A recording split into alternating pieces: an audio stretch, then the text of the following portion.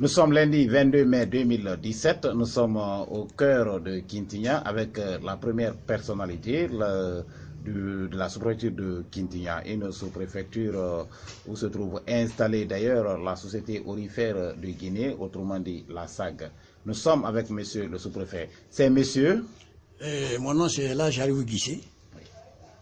Monsieur Aliou Guissé, oui. Vous êtes le sous-préfet de Kintinya. Oui, oui. Ce matin, la SAG était censée vraiment être sur les lieux. Il semblerait qu'il y a eu une brouille entre la jeunesse de Kintinya et la SAG, les responsables de la SAG. Qu'en est-il à cet instant T? Oui, nous sommes en train de gérer ce problème. Bon, c'est un problème quotidien, je ne dirais pas quotidien, mais c'est des problèmes qui arrivent à tout moment. Au regard de la présence de la société aurifère de Guinée qu'on appelle la SAG, et également au regard de un problème récurrent qui est là et qui persiste, le problème d'emploi. Alors les jeunes ont demandé à être surtout employés au niveau de la SAG quand il s'agit le plus souvent des emplois temporaires et parfois même sans qualification. Évidemment, il y a les étudiants aussi qui sont là, qui sont diplômés, sortis des universités guinéennes sans emploi. Alors tous ces problèmes se posent. Ariawan est une zone dans le périmètre, disons, de la SAG, mais les constructions au regard également de l'épanouissement de la ville, de l'agrandissement, de l'extension des maisons ont été construites là-bas. Les gens ont été dédommagés. Un autre site a été choisi, c'est-à-dire qu'il y a eu la délocalisation. Et les populations maintenant vivant sur Ariawan ont demandé, après cette délocalisation, et après avoir eux-mêmes été désintéressés, ils ont posé certaines conditions, notamment l'emploi.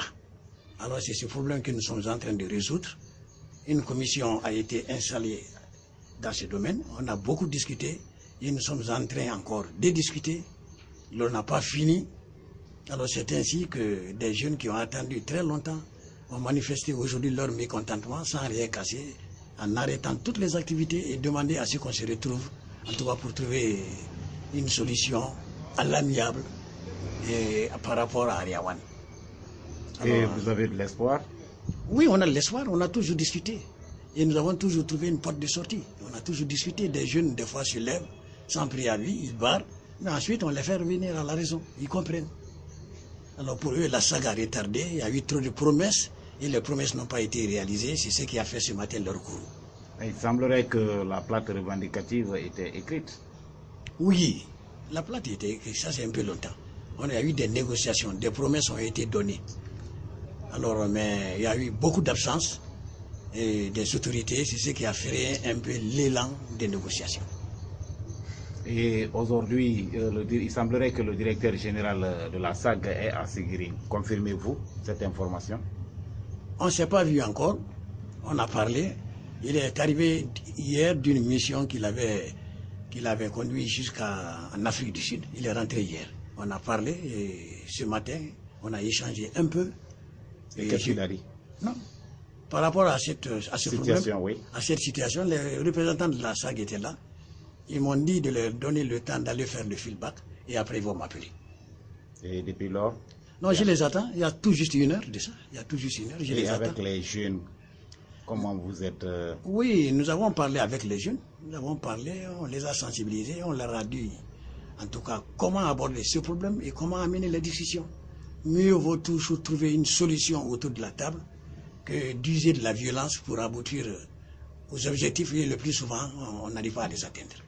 Monsieur le sous-préfet, quand on parle de Seguiri, on voit derrière la tête la SAG. Vous êtes sous-préfet de la localité où la SAG abrite, où la SAG est installée.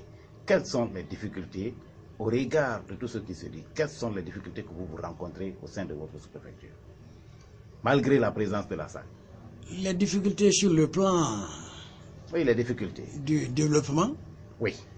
Vous savez, la sous-préfecture de Kintinya est une zone essentiellement à vocation agro-pastorale et minière.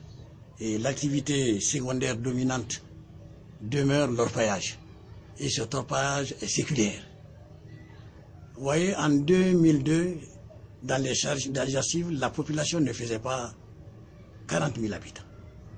Et aujourd'hui, à Kintinya, et ça, ce recensement encore n'a pas été achevé à 100%, nous sommes à 126 500 habitants. Les gens sont venus de tous les horizons, dans le cadre de l'orpaillage.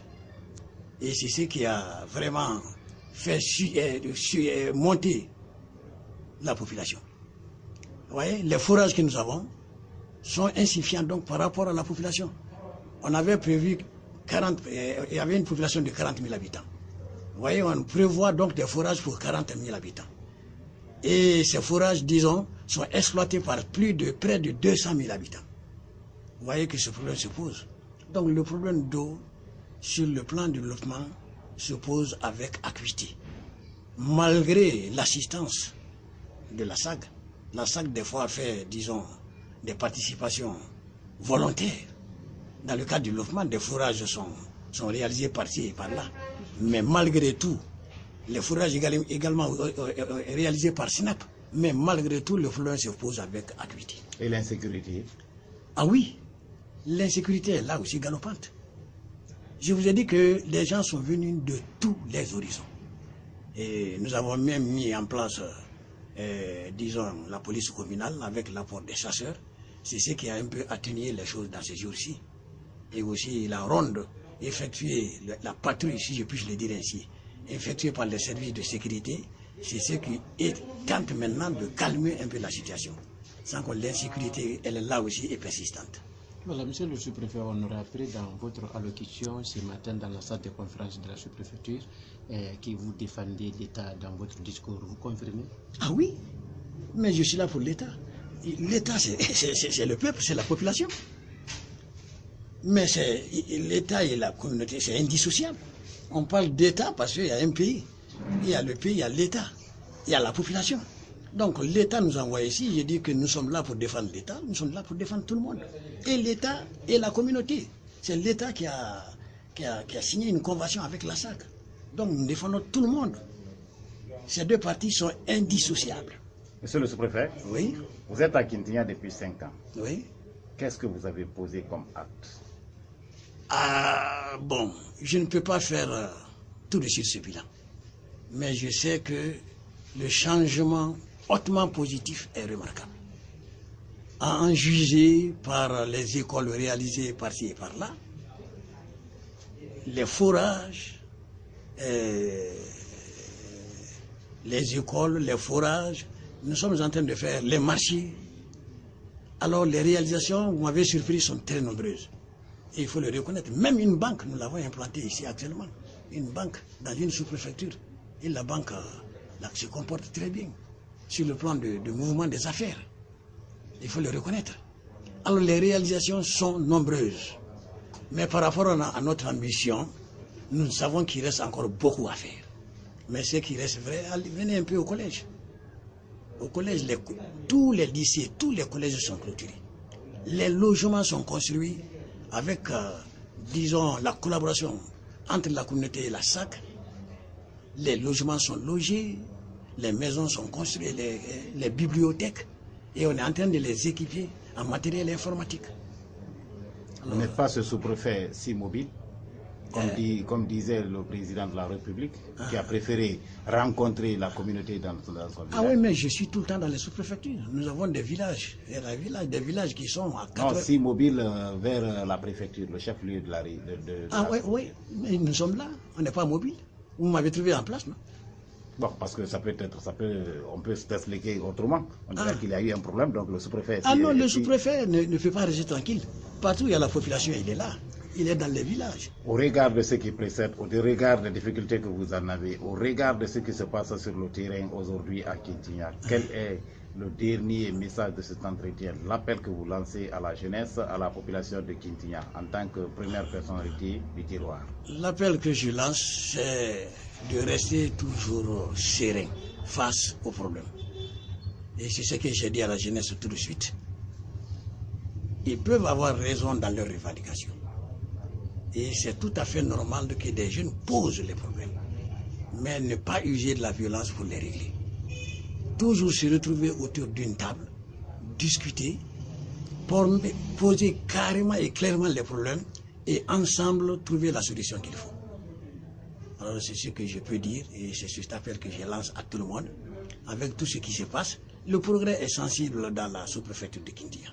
Mais quand on connaît surtout que nous avons besoin de beaucoup de choses, le président l'a dit, qu'il a trouvé en Guinée un pays, non un État, qu'il faut les sortir du trou.